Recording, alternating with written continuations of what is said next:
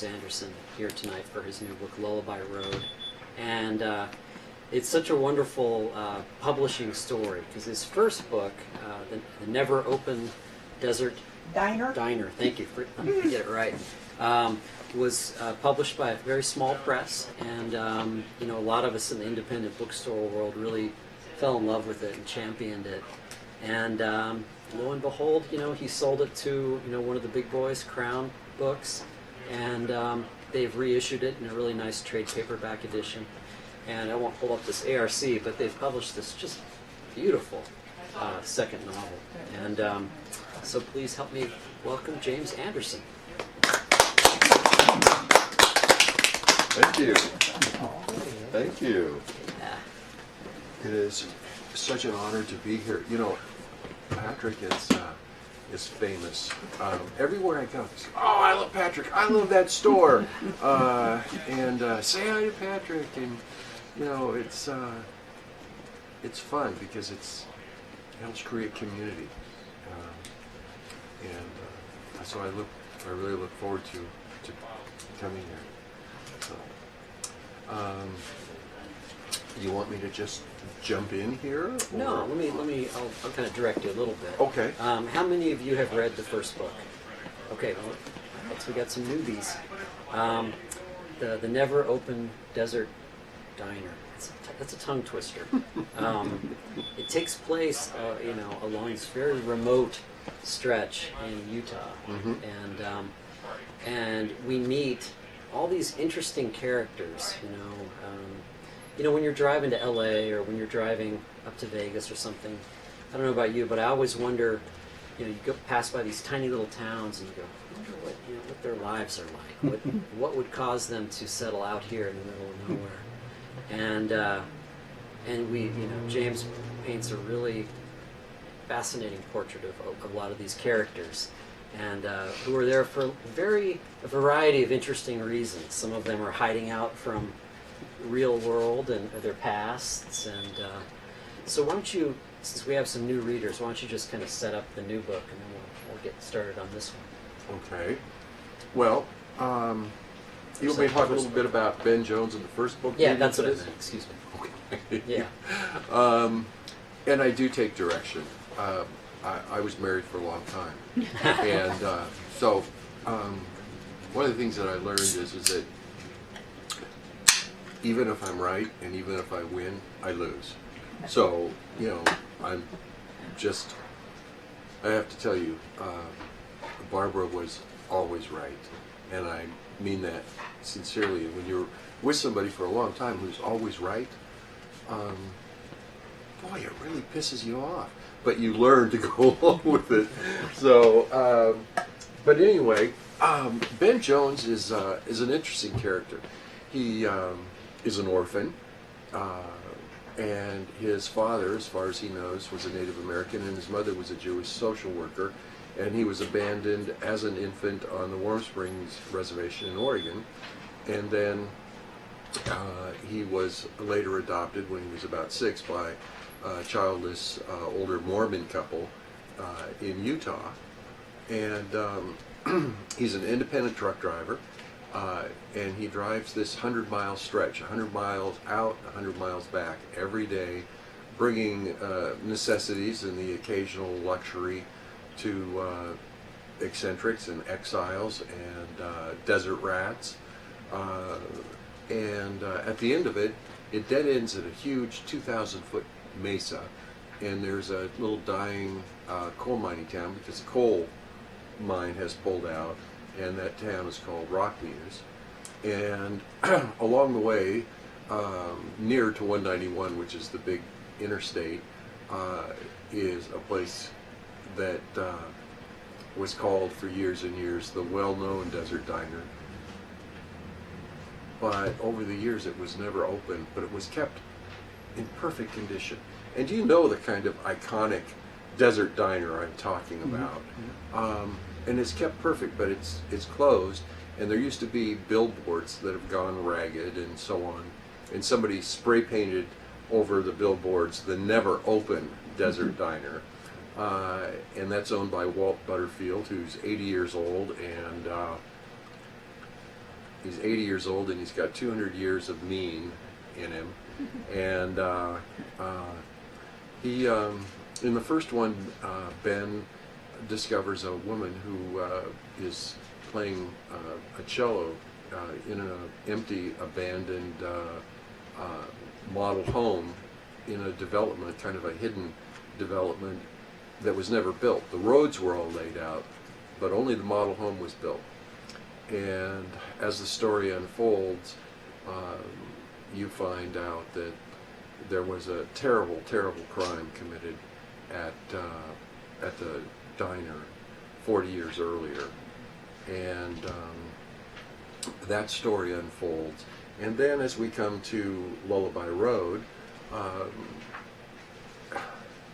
I got an interesting question from Kay Barley in the interview I did in the newsletter for Poison Pen, and the question was, when did you turn to crime?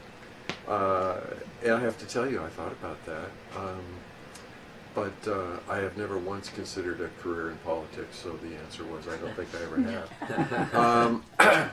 But I'm not so much interested in crime as I am in its effect, sometimes over generations, an almost geological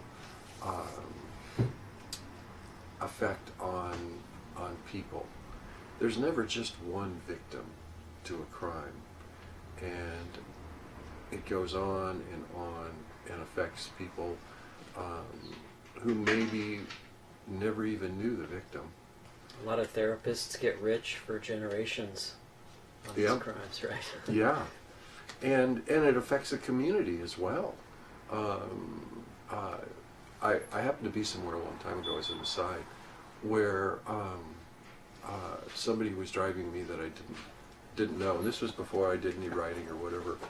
We passed a house, and they said, well, 50 years ago, so and so and so and so were killed in that house. Well, I didn't know who they were, but somehow that crime still lives. Sort of, that's what happened there. So, so anyway,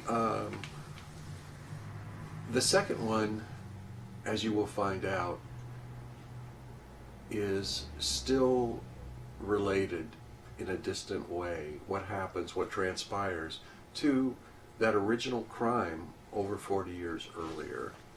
And meanwhile, Ben is trying to do his job, which is delivering things to people. It's winter, and someone has left at a C truck stop.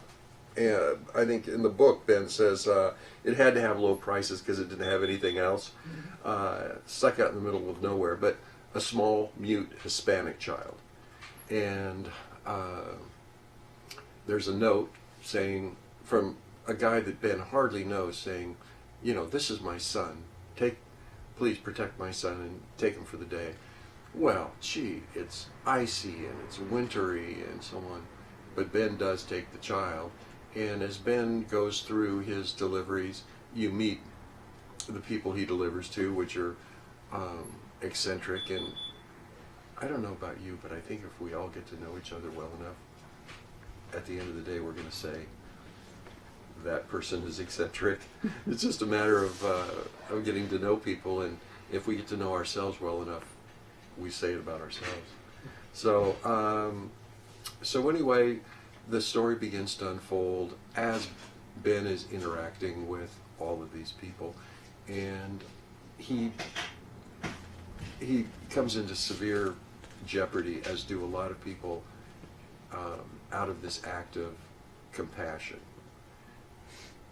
And this was a very special story to me, in the sense that I care about children at risk, and doing the compassionate thing for children, for anyone, always involves a degree of risk. And having been a child at risk, I'm thankful that there are people that open their hearts. So I'm here today in part because of a Quaker couple that took my mother and my sister and I in when I was very small and my sister was an infant, we were living in a Greyhound bus station. So, having been abandoned by my father there. So, you know, people who step forward and do the right thing. And I do want to say, the reason I set things in the desert is because, you know, we live in a very complicated world. There's so much going on, and there are people around, and things are become political issues. But when you're in the desert, it's just you and one other person.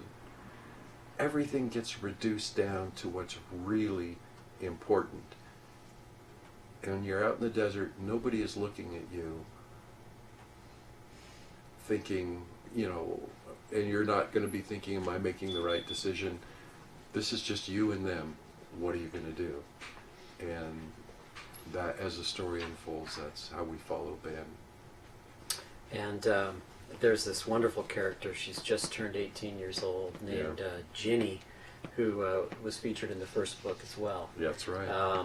But she, you know, Ben is kind of taken in her in a sense too. You know, letting her live in the other half of his duplex, and she's got an infant child. And tell us a little bit about Ginny and how she kind of functions in this book. Well, you know, my books are kind of an odd mix of things. I recently saw one of my favorite reviews in Shelf Awareness, where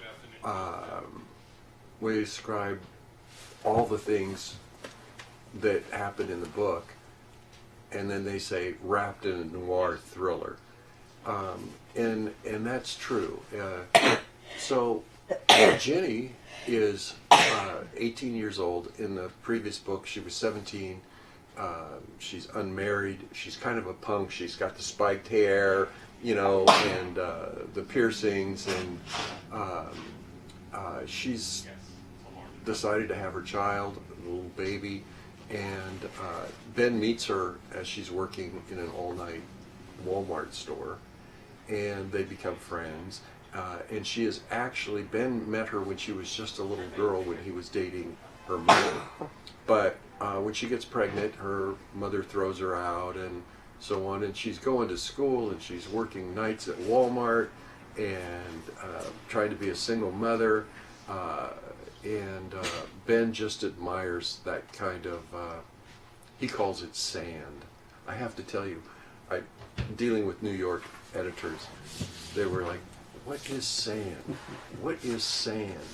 You all know what sand is when you say Grit. Somebody's got sand. Yeah, grit. Grit. And and of course the editor said, well, why don't you just say grit? I said, well, because I said sand. You know, I like sand. So anyway, Ben's single. He's never been married. He's always wanted to have a home and a family, but it's just never happened. And he's sort of adopted Ginny and her baby, and he needs somebody to help him with bookkeeping. He's a great truck driver, but he's a terrible bookkeeper. And so he allows her and her baby to live in the duplex next door. So, you know. Oh, and how she functions. I was going to tell you. So, I had this idea. Ginny didn't start out to be Ginny. It was just this woman, when I was writing the rough draft, who shows up, and it was just going to be a little, like, cameo. And then, we all know about the conventions of detective fiction, right? Everybody, you know, Raymond Chandler and I'm trying to think of it, Ross MacDonald and Hammett, they've got their Girl Friday, kind of, and who is sort of keeps everything going and is tough talking and so on. Often smarter than they are. Yeah, almost always. Yeah, and I thought, you know what? I'm going to make her that. Who is Raymond Chandler's? Do you remember her name? Oh boy. Well, but anyway, you all know what I mean. So I've got this, homeless, pregnant punk teenager who is sort of fulfilling that function. And of all the characters, I probably have people write me most about her. They like her. Yeah. They like her a lot. So. Yeah. Well, it was interesting because the first book takes place in the spring in the desert. It has a very particular feeling, and you do such a great job of kind of showing us the background and sort of the stark beauty of that landscape. That a lot of people find, there's nothing there, off-putting. Mm-hmm. But it's just there's a stark beauty to it, and you really show it. And in this book, set in the wintertime, as you Mm-hmm. suggest, which has its own particular challenges. Mm-hmm. It's very cold, even though it's the desert. Is this going to be a quartet, as you're envisioning it? Maybe the word people like to use these days is trilogy. And I think of it as a triptych, which is an art word meaning like a mural or a panorama in 3 sections, that are connected.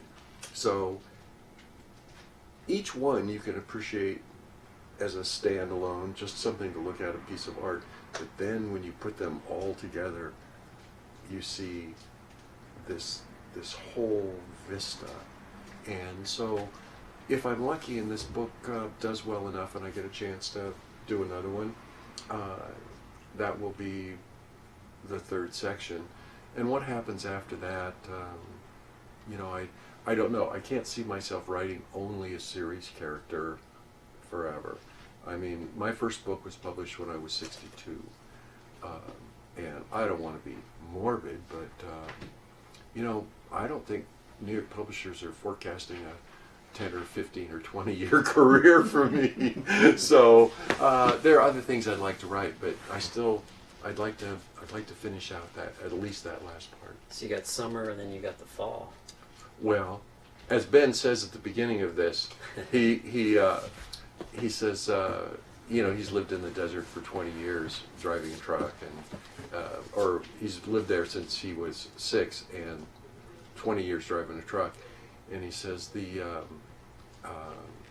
he thinks that there's really only 2 seasons in the desert: hot and windy and cold and windy, and everything else is just a variation on that. So the last one is going to be, I think, in the dead of summer, because this one is winter. The first one was spring. Spring. Yeah. So it's going to be hot and dusty, and I think. Now you mentioned the desert. I mean, and there's so many different. There's the high desert. There's New Mexico, Mm-hmm. the Mexico high desert, Utah. They're very different in a lot of ways. The California desert is extremely different. Mm-hmm. Why did you choose this particular stretch? That's a great question.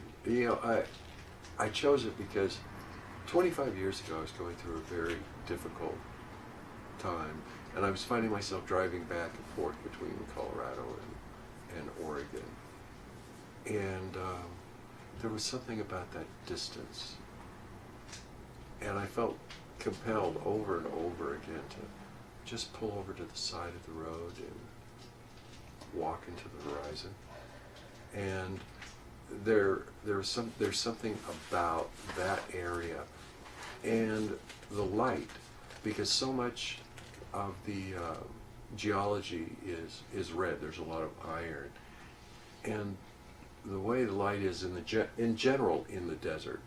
At the end of the first book, for instance, Preacher John, who is this sort of weird itinerant who pulls a life-size cross up and down this 100-mile stretch, who is he and Ben are friends, but he says, people think about the desert in terms of what's not there, people and water and so on. He said they never talk about what the desert has more of: light.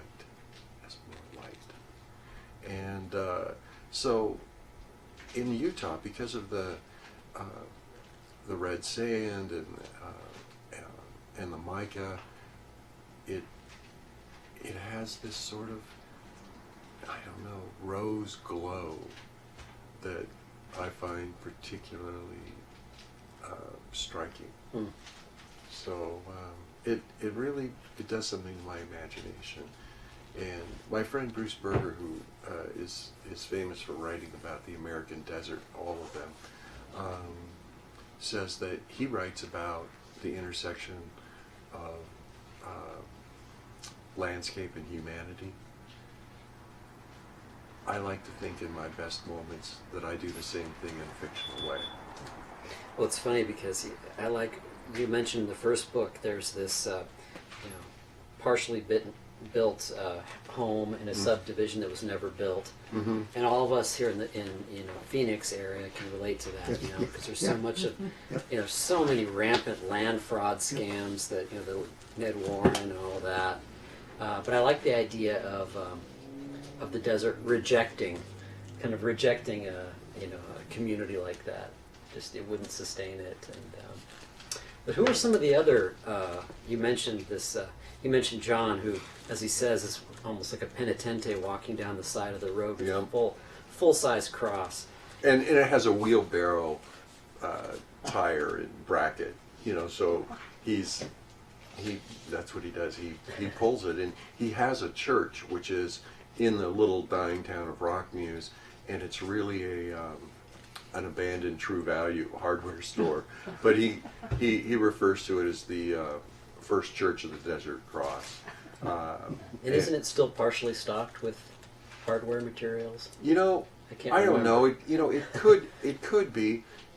Ben is not a church-going kind of guy, and the reason he meets John in the first place is his truck is broken down, and he goes into the True Value store to get a half-inch socket drive, and then realizes he's walked in on a sermon, and he's just too embarrassed to leave. So he stays, and then he and the preacher, Ben and the preacher both have given up smoking, but when he stops on the side of the road, Ben does, they go through this ritual of having an imaginary cigarette together. And so they, hey, have you got papers? Yeah, I got a match, and then so they talk, having these imaginary cigarettes. Now, is that autobiographical? Have you quit? No, I haven't. I'm fighting it, and I go for long stretches where I don't, and then it creeps back. But anymore, it's very difficult to find anywhere to smoke. And so Ben, in many ways, is a better person than I am. He's managed to quit, but he's also managed to quit drinking. So he had a violent past, and he has a reputation, but he's working every day to be a better person. So. Well, tell us a little bit about your kind of background. What you were in publishing, and what sorts of things did you do? A little bit of everything, I think, as we all have, whatever it takes to survive. And I've worked as a commercial fisherman. The publicity people love mentioning that I was a truck driver in the past. You know what? Not for very long, because even then I was a writer, and writers kind of let their mind wander, and if you're driving a big truck, that's not a good idea. No. And I drove a building supply truck, so had a bunch of cinder block and concrete and mortar and bricks and big, huge flatbed. And the truth of the matter is, I was driving along this road, and it was kind of, there were sidewalks, but it was just a little bit out in the country. And I was 19 years old, and there was the prettiest girl walking, and I was sort of watching her. And when I turned around, there was a 7-Up truck waiting, parked, stopped, waiting to make a left-hand turn. There was 7-Up and bricks and mortar everywhere, and I got fired. And justly so, I got fired. But I've produced documentary films. I worked with Susan Sarandon and Richard Gere. I founded my own publishing company when I was 21, which became successful and well known nationally. Let me see, what else have I done? Oh, I was a car dealer. I was a Porsche Audi dealer.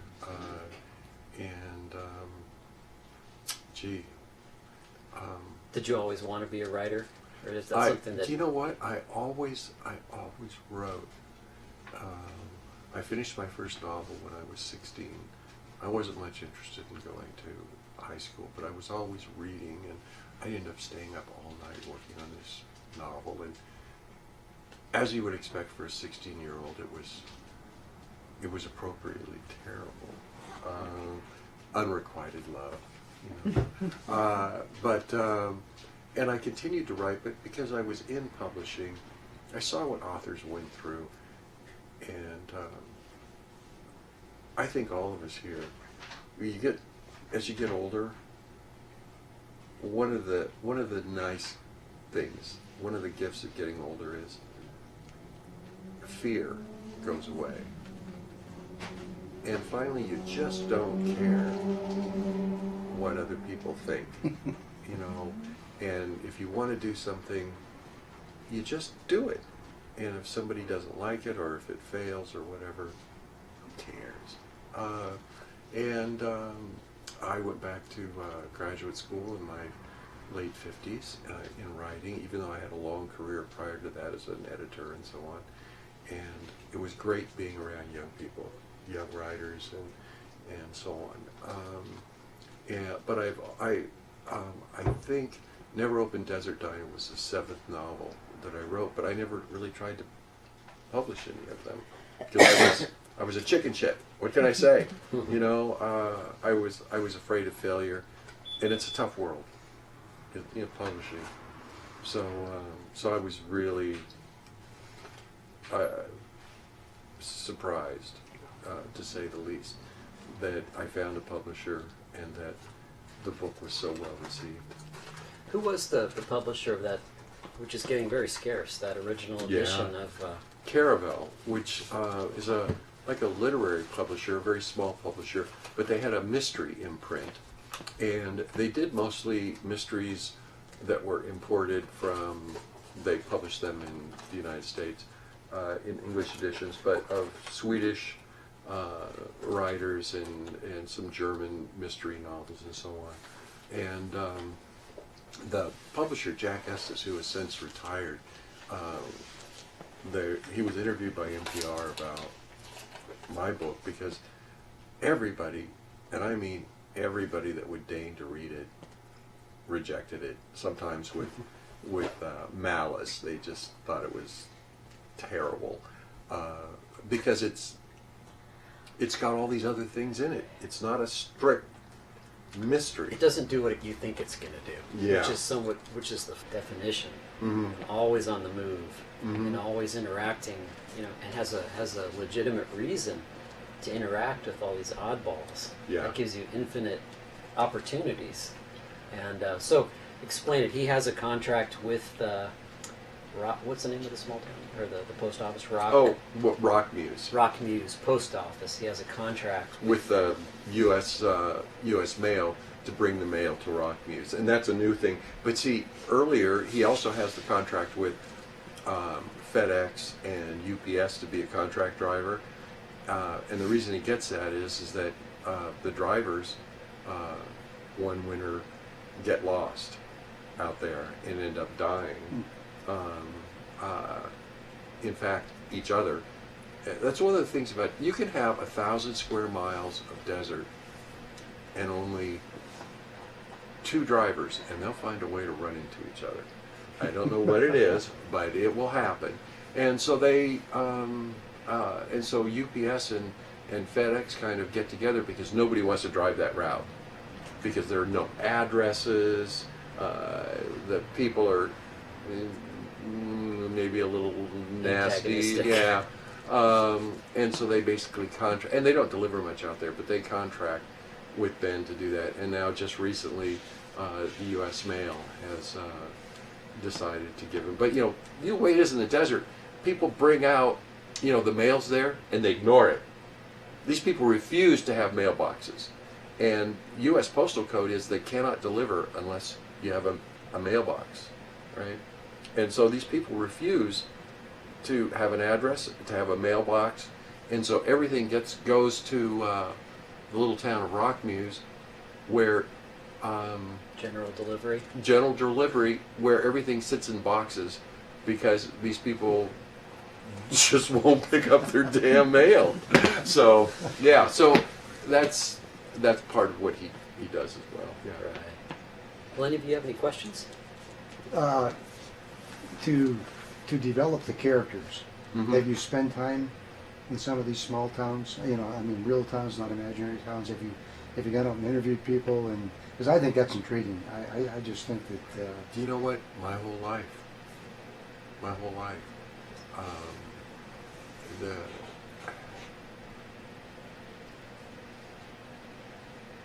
These are the people that I grew up with, Okay. in one way or another. They don't necessarily have to be in the desert, but I'm talking about loggers and people that work hard, and people that end up being powerless in a way.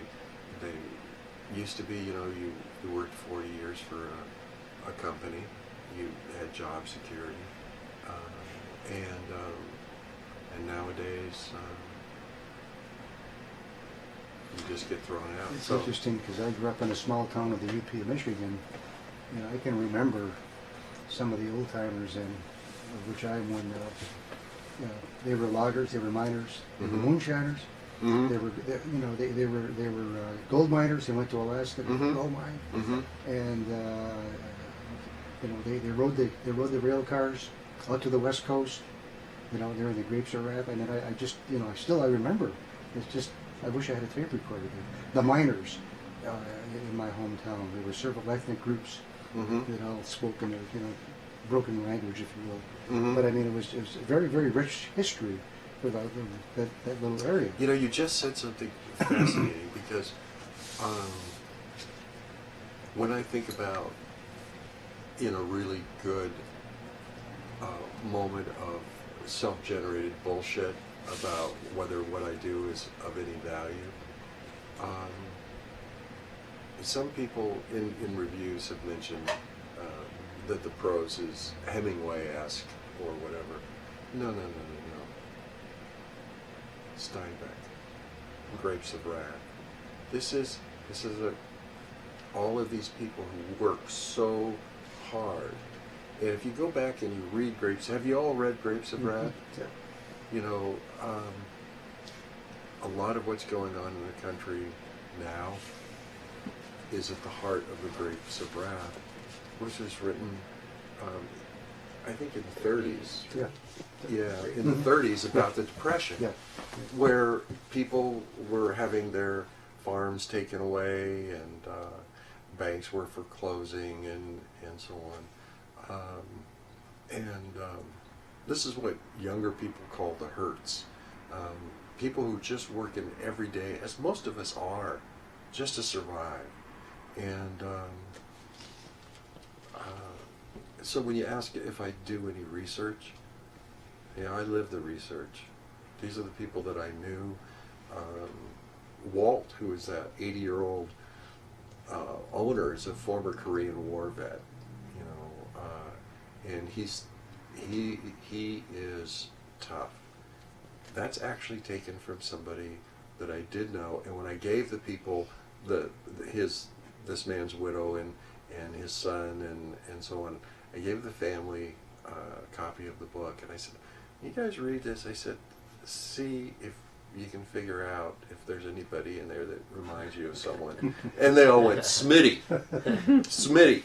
It's Smitty." He has a certain get off my lawn quality about him. He does, to the extreme. And so these are the people that I really admire, and I just want to share with you. I was often asked by agents when I was trying to find an agent for this book and for the first book. Well, if you're going to have a detective or this kind of, because Ben's not really a detective, but they want to know what's his superpower, right? They want to know. I mean, is he a former Navy SEAL, or is he a Nobel-winning a physicist who is now a cross-dressing transgender nun who speaks 8 languages? And I had to think about that. Martial arts expert. Yeah, and I read those books and I really like them, but I had to think about it. And you know what Ben's superpower is? He gets up every morning and does his job the best he can. He puts his boots to the floor and tries to be a decent person. And there are no parades. There's no star on the wall at Langley. He's not a former CIA. No, he's like the rest of us. And for me, these are my heroes. The people who get up every day and do a job that's not, for which they're not paid very well and generally not appreciated. They're my heroes. So his superpower, Ben's superpower is he gets up every morning and does the best he can. Have you ever thought of audiobooks? Have you done I don't do them, but they You've are. got a phenomenal voice, though. Oh. No, I'm serious. You really do. Well. I can't even hear them. Oh, yeah. Have you ever done radio? No, I've never done radio. I have friends who are actors, and I just wanted to mention to you, I did something for this book. Now a lot of it's becoming more the thing to do a book trailer, like a trailer for a movie, but you do it for a book. Okay. You know what? I cannot just leave well enough alone. I've heard about this trailer. I haven't seen it yet, though. And I got together with a bunch of friends who had read the book, and they read my little script, and we ended up making a short film, which was these people have Joe Baran, for instance, is the cinematographer, has worked on the Transformer movies. He's done all kinds of stuff, and the young Native American actor that plays Ben Jones was a regular on Longmire, if you know Longmire, and so we all got together and we shot a short film. It has original music. It has an old friend of mine, 2-time Grammy Award winner, Terrence Simeon, singing a Leonard Cohen song, and it's just beautiful. If you go onto the internet and you look up Lullaby Road book trailer or trailer, etc., you'll see it. But it's just really beautiful. It's really a beautiful film. I got off track. What was your question? Sorry. Did I have? I just want to mention that I never enjoyed a book more so than I did Your Never Open Desert Diner. Oh, well, that thank was you. So good. My whole book club, it was unanimous. We all loved it. We never always all loved the book. Yours we did. So we're really looking forward to Lullaby Road. Well, thank So you. you're a bunch of eccentrics, is what you're saying. You're a bunch of eccentrics, then. Right? Perhaps. Yeah. Maybe you could use us as one of the characters. Well, there you go. Well, you know what? When I hear that everybody in the book club who never agrees on everything all at once, it gives me hope for America. Doesn't it? That was a great book. I mean, like I say, we cannot wait to read Lullaby Road. Well, There should thank be you. the bipartisan book club. Right? There you go. Yeah, yeah. So I enjoy writing. And people say, well, how do you get in the mood? Do you have to go back into the desert or whatever? No. when I start thinking about the desert, I start hearing the voices and I start seeing the characters and they tell me the story. Deadline probably helps too, right? Oh yeah. Well, you know, I was still, Crown actually reissued in hardcover the Never Open Desert Diner. So I had the smaller publisher who did it in hardcover, but couldn't keep up with the demand. And so then it got sold and they reissued hardcover. And so, and then in paper, and it's been sold into foreign languages as well. So, but the thing is that I was still touring and promoting that book for like 3 years. But I had a contract to do the new one, and finally I had to say, we had a phone conference with my core team, everybody at Crown, and they've been so wonderful and so supportive. They're all under the age of 30. All under the age of 30. And so finally I said, look, I can write the new one or go on promoting the old one. You guys decide, because I can't do both. And Nate Robertson, who's my editor, great young guy, I think he just now turned 30, he said, well, he said, I'm the editor and I'm going to kind of full rank here. And he says, everybody leave him alone, no more promotions and so on, let him write the book. Because I was trying to, you know, I wrote part of this in hotel rooms, but you find yourself being in two different stories at the same time. So I'm working on Lullaby Road, and then I have to go do interviews about Never Open Desert Diner, and I'm sort of, you know, and then of course, you know, I have a life, and trying to decide which world I was in any given moment. And it was kind of a weird dissociative disorder. Yeah. Have you started book 3? You know, Are you under contract for it? no. Not yet. If this book does well, then they'll exercise an option for a third. That's how it works. You're only as good as the last thing you did. You know, I'll probably write it. I mean, I wrote 6 or 7 novels and never even tried to publish them. Whether it'll be published, you know, I don't know. But I hope so.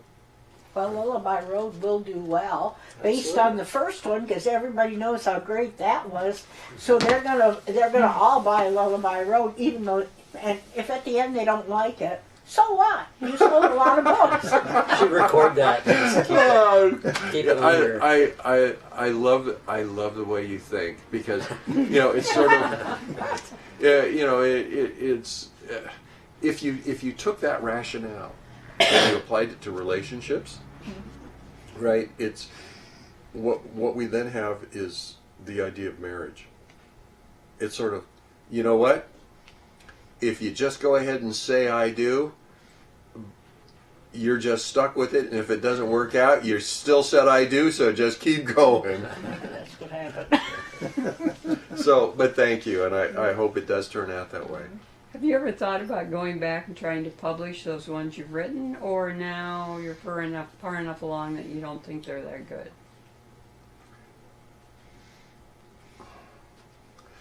No, I won't publish them. And you know, it's funny. I asked Dennis Lehane if he ever goes back, because Dennis has 12 bestsellers, all of them made into major films, you know. And I said, Dennis, do you ever go back and look at your books, you know, read them? And he looked at me like I had lost my damn mind. And then he started to laugh, and he goes, you know, here's the situation. He said, every once in a while I will pick up a book, Gone Baby Gone, or Drink Before the War, which is an amazing book. And he said, and no matter where I open it to, whatever I read is, oh God, I wish I could change that. And, you know, trying to go back to something that I wrote maybe in my 20s or 30s or 40s, because it would involve editing work. It would go back there, and there's so many new stories that I want to tell. And I mean, to get, for Never Open Desert Diner is about 86,000 words. To get those 86,000, I wrote over 1 million. words. Mm. So I don't have the energy to go back, or the time. Well, we've just about run out of time here, but I'd really like to thank you for coming out again, and Thank it's been a you. real treat, and best of luck with the book. I'm Thank sure you it'll so do much. really well. Yes. And thanks to all of you guys for Thank coming you. out tonight. Thank you. Thank you. you. Thank you very Enjoy much. it very much. Thank you. Patrick, thank you so much. You bet.